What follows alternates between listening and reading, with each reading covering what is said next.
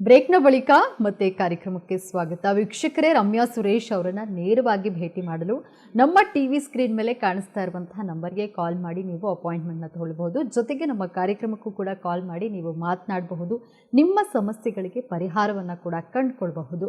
ರಮ್ಯವರೇ, ನಾವು ಆವಾಗಲೇ ಮಾತನಾಡ್ತಾ ಇದ್ವಿ, ಇದು ಗರ್ಭ ಸಂಸ್ಕಾರ ಕಲಿಸೋದಕ್ಕೆ ಪ್ರಾಕ್ಟೀಸ್ ಮಾಡ್ಕೊಳ್ಬೇಕು ಅನ್ನುವಂಥದ್ದನ್ನು ಹೇಳ್ತಾ ಇದ್ರಿ ನೀವು. ಅದರಲ್ಲಿ ಸ್ಟೆಪ್ಸ್ ಇದೆ, 4 ಸ್ಟೆಪ್ಸ್ ಇದೆ ಅನ್ನುವಂಥದ್ದನ್ನು ಹೇಳ್ತಾ ಇದ್ರಿ. ಅದನ್ನು ಕಂಟಿನ್ಯೂ ಮಾಡಬಹುದು. ಸೊ 2 ಸ್ಟೆಪ್ಸ್ ಅನ್ನ ನಾವು ನೋಡಿದ್ವಿ. ಮೊದಲನೇದು ಬಂದು ಕ್ಷೇತ್ರ ಶುದ್ಧಿ, ಎರಡನೇದು ಬಂದು ಸತ್ಸಂತಾನ ಪ್ರಾರ್ಥನೆ. ಅಂದ್ರೆ ಒಂದು ಒಳ್ಳೆ ಸೋಲು ನನ್ನ ಒಂದು ಉದರ ಗರ್ಭಕ್ಕೆ, ವಿಶ್ವಗರ್ಭದಿಂದ ಉದರ ಗರ್ಭಕ್ಕೆ ಬಂದು ಈ ಒಂದು ಭೂಮಿಗೆ ಕಲ್ಯಾಣ ಆಗೋ ಹಾಗೆ ಇಲ್ಲಿ ನೆಲೆಸ್ಲಿ ಅಂತ ಹೇಳಿ. ಇದು ಯಾಕೆ ನಾವು ಪ್ರಾಕ್ಟೀಸ್ ಮಾಡಬೇಕು ಅಂದರೆ, ತುಂಬ ಕಡೆ ನೀವು ನೋಡಿರೋ ಹಾಗೆ ತುಂಬ ಮಕ್ಕಳು ರಿಮ್ಯಾಂಡ್ ಹೋಮ್ಗಳಲ್ಲಿ ಇರ್ತಾರೆ, ಅಸೈಲಮ್ಸಲ್ಲಿ ಇರ್ತಾರೆ. ಏನಕ್ಕೆ ಆ ಥರ ಮನಸ್ಥಿತಿಗಳು ಬರುತ್ತೆ? ಹುಟ್ಟತಾನೆ ಯಾರು ಕೆಟ್ಟವರಾಗಿ ಹುಟ್ಟಿರಲ್ಲ, ಬಟ್ ಬೆಳೆಯುವಂತಹ ವಾತಾವರಣಗಳಲ್ಲಿ ಅವ್ರನ್ನ ಆ ಒಂದು ಪರಿಸ್ಥಿತಿಗೆ ಈಡ್ ಮಾಡಿಬಿಡುತ್ತೆ. ಸೊ ಈ ಥರ ಒಂದು ಸಿಚುವೇಶನ್ಸ್ ಇಂದ ಹೊರಗಡೆ ತರಕ್ಕೆ, ಆ ಒಂದು ಯಾವುದೇ ತರಹ ನೆಗೆಟಿವ್ಸ್ ಅವ್ರ ಮೈಂಡಲ್ಲಿ ಅಟ್ಯಾಕ್ ಆಗದೆ, ಕೆಟ್ಟ ಒಂದು ಅಭ್ಯಾಸಗಳಿಗೆ ಸಿಗಾಕ್ಕೊಳ್ದೆ, ತಂದೆ ತಾಯಿಗಳ ಒಂದು ಪೋಷಣೆನಲ್ಲಿ ಏನೇನೆಲ್ಲ ಸಿಗ್ಬೇಕು ಅದನ್ನ ಮೊದಲೇ, ಅಭಿಮನ್ಯುನ ಕಥೆನೂ ನೀವು ಕೇಳಿರ್ಬೋದು. ಆ ಹೊಟ್ಟೆನಲ್ಲಿ ಇದ್ದಾಗಲೇ ಒಂದು ಚಕ್ರವ್ಯೂಹನ ಭೇದ ಮಾಡುವಂಥದ್ದನ್ನ ಕೇಳ್ಕೊ ಬಂದಿರೋವಂಥದ್ದು. ಈ ತರ ಆ ಒಂದು ಸೋಲ್ಗೆ ಪ್ರತಿ ಸಲ ಪ್ರತಿ ಒಂದು ಸ್ಟೆಪ್ಪಲ್ಲೂ ಫೀಡ್ ಮಾಡ್ತಾ ಹೋಗುವಂಥದ್ದು, ಅಂದ್ರೆ ಒಳ್ಳೇದನ್ನ ಫೀಡ್ ಮಾಡ್ತಾ, ಒಳ್ಳೆ ವಿಚಾರಗಳನ್ನ. ಸೊ ಸತ್ಸಂತಾನ ಪ್ರಾರ್ಥನೆ ಅಂದ್ರೆ ಒಂದು ಒಳ್ಳೇದು ಮಾಡಕ್ಕೆ ಬೇಕಾಗಿರುವಂತಹ ಒಂದು ಸೋಲು ಈ ಭೂಮಿಗೆ ಬರಲಿ ಅಂತ. ಯಾಕಂದ್ರೆ ತಾಯಿಯ ಪಾತ್ರ ಅಷ್ಟೇ ಮುಖ್ಯ ಇರುತ್ತೆ. ಒಂದು ಹೆಣ್ಣು 108 ಪಾತ್ರನ ನಿರ್ವಹಿಸ್ತಾರೆ, ಅದರಲ್ಲಿ ಮೊದಲ ಸ್ಥಾನ ಇರೋದೇ ತಾಯಿಯ ಪಾತ್ರ. ಓಕೆ, ಸೊ ಈ ಒಂದು ಶಿಕ್ಷಣ ಕೊಡಕ್ಕೆ ಅಧಿಕಾರ ಇರುವಂತದ್ದು ಪರಿಪೂರ್ಣವಾಗಿ ಕೈಗಳಲ್ಲಿ ಇರುವಂತದ್ದು ತಾಯಿಗೆ ಮಾತ್ರನೇ. ಸೊ ಆದ್ರಿಂದ ಒಂದು ಸೋಲು ಒಂದು ಆತ್ಮ ಹೊಟ್ಟೆಗೆ ಬರ್ತಿದ್ದಂಗೆ, ಗರ್ಭಕ್ಕೆ ಬರ್ತಿದ್ದಂಗೆನೆ ಆ ಒಂದಕ್ಕೆ ಎಜುಕೇಶನ್ ಸ್ಟಾರ್ಟ್ ಮಾಡೋದು. ಇದು 3rd ಸ್ಟೆಪ್ ಬರುತ್ತೆ. ಅಂದ್ರೆ 3 ತಿಂಗಳಿಂದ ನೆಕ್ಸ್ಟ್ 9 ಮಂತ್ಸ್ ಅಂದ್ರೆ 6 ತಿಂಗಳವರೆಗೂ ಅದಕ್ಕೆ ಏನೇನೆಲ್ಲ ನಾವು ಫೀಡ್ ಮಾಡ್ತಾ ಇದ್ದೀವಿ ಅಂದ್ರೆ, ಆ ಗರ್ಭಕ್ಕೆ, ಅದ ಸೋಲ್ಗೆ ಏನೇನೆಲ್ಲ ಫೀಡ್ ಮಾಡ್ತಾ ಇದೀವಿ ಅಂತ. ಸೋಲು ತಾನು ಕೇಳ್ಕೊ ಬಂದೇ ಇರುತ್ತೆ. ಅದನ್ನ ಬಿಟ್ಟು ನಾವು ಹೇಗೆ ಅದಕ್ಕೆ ಫೀಡ್ ಮಾಡ್ತೀವಿ.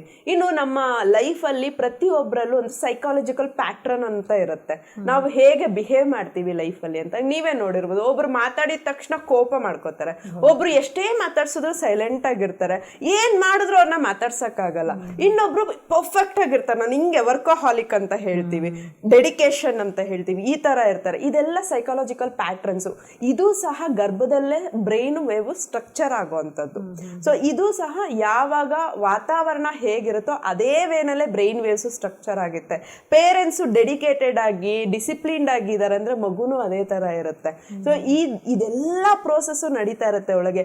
ಏನೋ ಒಂದು ಮನೇಲಿ ಒಂದು ಪ್ರೆಗ್ನೆಂಟ್ ವುಮನ್ ಇದ್ದಾಳೆ ಅಂತ ನೋಡುವಂಥದ್ದಲ್ಲ, ತುಂಬ ಕೇರ್ಫುಲ್ ಆಗಿ ಆಕೆನ ನೋಡ್ಕೋಬೇಕಾಗತ್ತೆ, ಅವರ ಅವಶ್ಯಕತೆಗಳನ್ನ ನೋಡ್ಕೋಬೇಕಾಗತ್ತೆ, ಅವರ ಏನಂತೀವಿ ಅವರ ಪ್ರೆಸೆನ್ಸ್ ಅಲ್ಲಿ ಹೇಗಿರ್ಬೇಕು ಅಂತ ನೋಡ್ಕೋಬೇಕಾಗತ್ತೆ. ಈಗಿನ ಸಿಚುವೇಶನ್ ಅಲ್ಲಿ ತುಂಬಾ ಡ್ರಾಸ್ಟಿಕ್ ಚೇಂಜಸ್ ಇದೆ. ಯಾಕಂದ್ರೆ ಹೆಣ್ಮಕ್ಳು ತುಂಬಾನೇ ಮುಂದುವರೆದಿದ್ದಾರೆ, ಅದು ತುಂಬಾ ಖುಷಿಯಾದಂತಹ ಸಂಗತಿ. ಹಿಂದೆ ತರ ಅಲ್ಲ. ಹಿಂದೆ ಒಂದು ಗರ್ಭಿಣಿ ಆದ್ಲು ಅಂದ ತಕ್ಷಣ ತುಂಬಾ ಕಡೆ ನಾನ್ ಕೇಳಿರೋ ಹಾಗೆ ಅವರನ್ನ ಒಂದು ಕತ್ಲೆ ಕೋಣಲ್ಲೇ ಹಾಕ್ಬಿಡ್ತಾರೆ. ಯಾಕಂದ್ರೆ ದೃಷ್ಟಿ ಆಗೋ ಚಾನ್ಸಸ್ ಇರುತ್ತೆ, ನೆಗೆಟಿವ್ಸ್ ಮಾತಾಡೋ ಚಾನ್ಸಸ್ ಇರುತ್ತೆ, ಅದು ಯಾವ್ದು ಆಕೆ ಕಿವಿಗೆ ಬೀಳ್ಬಾರ್ದು, ಮಗುವಿನ ಕಿವಿಗೆ ಬೀಳ್ಬಾರ್ದು ಅಂತ ಹೇಳಿ ಅವರನ್ನ ಸಪರೇಟ್ ಆಗಿ ಇಟ್ಬಿಡ್ತಾರೆ. ಯಾರ ಮುಂದೆನೂ ಊಟ ಕೊಡಲ್ಲ, ಯಾರ ಮುಂದೆನೂ ಕರ್ಸಲ್ಲ. ಬಟ್ ಈಗ ಆ ಥರ ಅಲ್ಲ. ಟಿಲ್ 9 ಮಂತ್ಸ್ ವರ್ಕಿಂಗ್ ಲೇಡೀಸ್ ಇದ್ದಾರೆ. ಆ ಸ್ಟ್ರೆಸ್ಸು, ಆ ಎಮೋಷನ್ ಇಂಬ್ಯಾಲೆನ್ಸಸ್ಸು, ಹೊರಗಡೆ ಓಡಾಡೋ ಅಂಥದ್ದು, ಸೊಸೈಟಿ ಅಂದಮೇಲೆ ಎಲ್ಲಾ ತರನು ಫೇಸ್ ಮಾಡ್ತೀವಿ. ಇದೆಲ್ಲಾನು ಮಗುಗೆ ಎಫೆಕ್ಟ್ ಆಗುತ್ತೆ. ಇಂಥವ್ರು ಗರ್ಭ ಸಂಸ್ಕಾರ ತಗೊಂಡಾಗ ಡೆಫಿನೆಟ್ಲಿ ಮಗುಗೆ ಯಾವುದೇ ತರ ಪ್ರಾಬ್ಲಮ್ ಆಗಲ್ಲ, ತಾಯಿಗೂ ಯಾವುದೇ ತರ ಪ್ರಾಬ್ಲಮ್ ಆಗಲ್ಲ. ಯಾಕಂದ್ರೆ ತಾಯಿ ಜೊತೆ ಮಗು ಜೊತೆ ತಾಯಿನೂ ಮತ್ತೆ ಹುಟ್ಟುತ್ತಾನೆ. ಸೊ ಮಗು ಯಾವ ತರ ಹುಟ್ಟುತ್ತೋ ತಾಯಿನೂ ಅದೇ ತರ ಹುಟ್ಟುತ್ತಾರೆ, ಅದೇ ಮೆಂಟಾಲಿಟಿನಲ್ಲಿ ಹುಟ್ಟುತ್ತಾರೆ.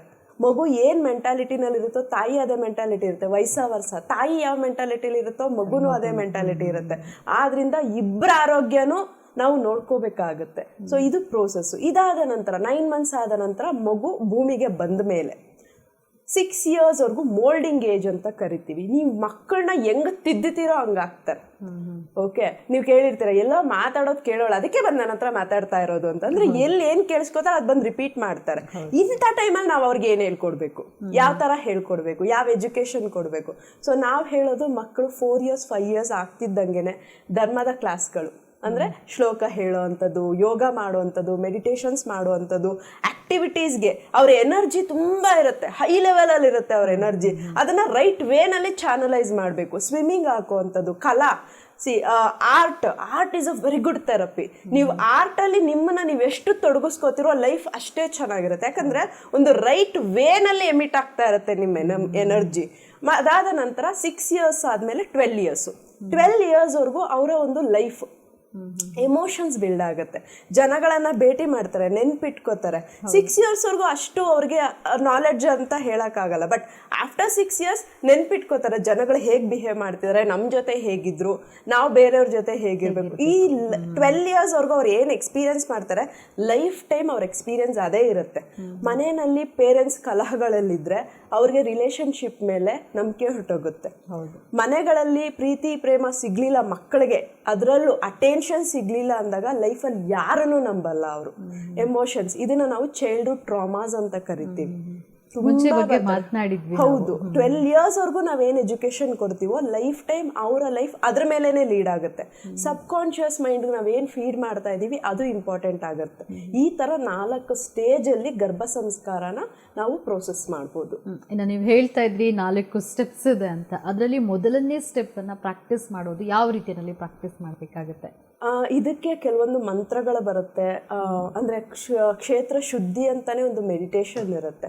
ಸೊ ನಮ್ಮ ಒಂದು ಇನ್ಸ್ಟಿಟ್ಯೂಟ್ ಅಲ್ಲಿ ಯಾರಿಗೆ ಈ ತರದ್ದು ಪ್ರೋಸೆಸ್ ಇದೆ, ಅದು ಕಂಪ್ಲೀಟ್ ಪ್ಯಾಕೇಜ್ ಅಂತ ಹೇಳ್ತೀವಿ ಅದನ್ನ. ಸೊ ಒಂದು ತಾಯಿ ಆಗಕ್ಕೂ ಮುಂಚೆಯಿಂದನೂ ಕೈಗೆ ಮಗು ಬರೋವರೆಗೂ ನಾವು ಅವರನ್ನ ಟೇಕ್ ಕೇರ್ ಮಾಡ್ತೀವಿ through our therapies, through our healings. ಈ ತರ ಪ್ರೋಸೆಸ್ ಇರುತ್ತೆ. ಅಂದ್ರೆ ಅದಕ್ಕೆ ಮಂತ್ರಗಳಿರುತ್ತೆ, ಅದನ್ನ ಪ್ರಾಕ್ಟೀಸ್ ಅದು ಕ್ಷಮಾ ಯಜ್ಞ ಅಂತಾನೆ ಒಂದು ಮೆಡಿಟೇಷನ್ ಇದೆ, ಅದನ್ನ ಪ್ರಾಕ್ಟೀಸ್ ಮಾಡ್ಬೇಕಾಗತ್ತೆ ಮೇನ್ ಆಗಿ. ಅಂದ್ರೆ ಇನ್ನ ಪ್ರೆಗ್ನೆಂಟ್ ಆದಾಗಿಂದನೂ ಕೂಡ ನಾವು ಮಗುಗೆ ಒಳ್ಳೇದನ್ನೇ ಫೀಡ್ ಮಾಡ್ತಾ ಇರ್ಬೇಕು. ಈ ಪ್ರಪಂಚದಲ್ಲಿ ಏನ್ ನಡೀತಾ ಇದೆ ಅನ್ನುವಂಥದ್ದನ್ನ ಮಕ್ಕಳಿಗೆ ಅಂದ್ರೆ ಹೊರಗಡೆ ಓಡಾಡ್ತಿರ್ತಾರೆ, ಸೊ ನೆಗೆಟಿವ್ ಥಾಟ್ಸ್ ಕೂಡ ಹೋಗ್ತಾ ಇರುತ್ತೆ. ಸೊ ಮಗುಗೆ ನಾವು ಈಗ ಹೊರಗಡೆ ಓಡಾಡುವಂತಹ ಗರ್ಭಿಣಿಯರು ಯಾರಿರ್ತಾರೆ ಅವರೆಲ್ಲ ಯಾವ ರೀತಿ ಕೇರ್ ಮಾಡ್ಕೊಳ್ಬೇಕಾಗುತ್ತೆ? ಇದಕ್ಕೆ ತುಂಬಾ ಒಳ್ಳೆ ಎಕ್ಸಾಂಪಲ್ ಅಂದ್ರೆ ವಿಪಾಸನಾ ಮೆಡಿಟೇಷನ್ ಸೆಂಟರ್ ಅಂತ ಇದೆ ಬ್ಯಾಂಗ್ಳೂರಲ್ಲಿ, ಎಲ್ಲ ಕಡೆನೂ ಇದೆ. ಇಲ್ಲಿ 10 days ಮೆಡಿಟೇಷನ್ ಪ್ರೋಸೆಸ್ ಇರುತ್ತೆ. ಪರ್ ಡೇ 10 hours ಮೆಡಿಟೇಷನ್ ಮಾಡಿಸ್ತಾರೆ. ಅಂಡ್ ಸೈಲೆಂಟ್ ಮೆಡಿಟೇಷನ್, ಮಾತಾಡಂಗಿಲ್ಲ. ಓಕೆ, ಯಾವಾಗ ಒಬ್ಬ ಮನುಷ್ಯ ಕಣ್ಣು ಬಾಯಿ ಮುಚ್ತಾನೋ ಎನರ್ಜಿ ಎಮಿಟ್ ಆಗೋದು 2 ವೇನಲ್ಲಿ, ಒಂದು ಕಣ್ಣಿಂದ ಒಂದು ಬಾಯಿಂದ. 2 ಕ್ಲೋಸ್ ಆದಾಗ ಅವ್ರು ಏನ್ ಮಾಡ್ತಾರೆ ಹೇಳಿ, ಅಂತರಂಗದಲ್ಲಿ ನೋಡ್ತಾರೆ. ತನ್ನ ಒಳಗೆ ತಾನು ನೋಡಿದಾಗ ಎಫೆಕ್ಟಿವ್ ಲೈಫ್ ಸ್ಟಾರ್ಟ್ ಆಗುತ್ತೆ. ಅಲ್ಲಿಂದ ಹೊರಗಡೆ ಬಂದಂತವ್ರ ಲೈಫ್ ತುಂಬಾ ಚೆನ್ನಾಗಿ ಡಿಸೈನ್ ಮಾಡ್ಕೋತಾರೆ. 2 ವೇನಲ್ಲಿ ಹೊರಗಡೆ ಬರ್ತಾರೆ. ಒಂದು ಕಂಪ್ಲೀಟ್ ಕ್ರಿಯೇಟಿವಿಟಿನಲ್ಲಿ ಹೊರಗಡೆ ಬರ್ತಾರೆ.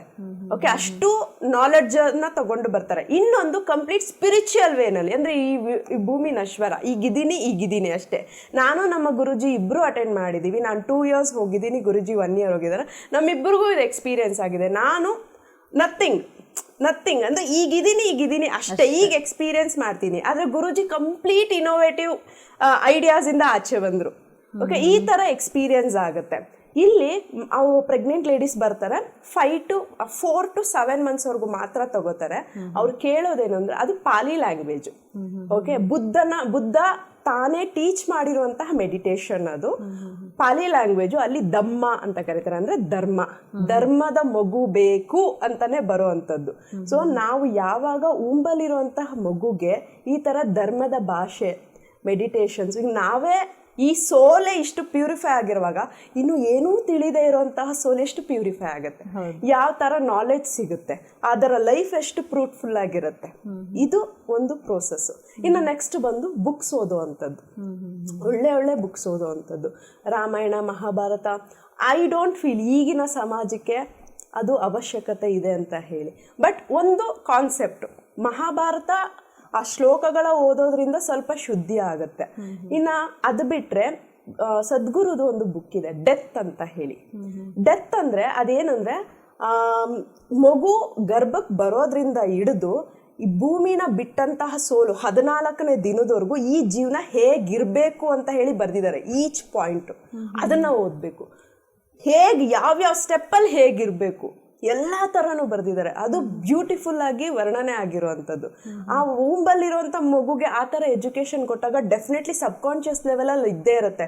One R the other way ಆ ಲೈಫ್ ಅನ್ನ ಎಕ್ಸ್ಪೀರಿಯನ್ಸ್ ಮಾಡೇ ಮಾಡುತ್ತೆ. ಇನ್ ಅದ್ರ ಜೊತೆಗೆ ಒಳ್ಳೆ ಸೂದಿಂಗ್ ಮ್ಯೂಸಿಕ್, ಹಿಮಾಲಯನ್ ಚಾಂಟ್ಸ್ ಅಂತ ಹೇಳ್ತೀವಿ. ಈ ತರದ್ ಎಲ್ಲಾ ಪ್ರೋಸೆಸ್ ಇಂದ ಈ ಒಂದು ಗರ್ಭ ಸಂಸ್ಕಾರನ ಅವರು ಪ್ರಾಕ್ಟೀಸ್ ಮಾಡ್ಬೋದು. ರಮ್ಯಾ ಅವರೇ, ನೀವು ಕಾರ್ಯಕ್ರಮದಲ್ಲಿ ಇದ್ದು ಗರ್ಭ ಸಂಸ್ಕಾರದ ಬಗ್ಗೆ ಸಾಕಷ್ಟು ಮಾಹಿತಿನ ತಿಳಿಸ್ಕೊಟ್ರಿ, ಧನ್ಯವಾದಗಳು. ಸೊ ಗರ್ಭ ಸಂಸ್ಕಾರ ಬಂದು ಒಂದು ಬ್ಯೂಟಿಫುಲ್ ಪ್ರೋಸೆಸ್ಸು. ಮಗುಗೆ ಅಂತಾನೆ ಅಲ್ಲ, ಈವನ್ ತಾಯಿಗೂ ಸಹ ಇಬ್ರು ಮತ್ತೊಮ್ಮೆ ಹುಟ್ಟಿ ಜೀವನ ಮಾಡೋಕ್ಕೆ ಒಂದು ಒಳ್ಳೆ ಪ್ರಾಕ್ಟೀಸ್ ಅಂತ ಹೇಳ್ಬೋದು. ಎಲ್ಲಿ ನಿಮಗೆ ಈ ಒಂದು ಅವಕಾಶ ಸಿಗುತ್ತೆ ಅದನ್ನು ಪ್ರಾಕ್ಟೀಸ್ ಮಾಡಿ. ಧನ್ಯವಾದಗಳು. ಶುಭ ಸಂಜೆ.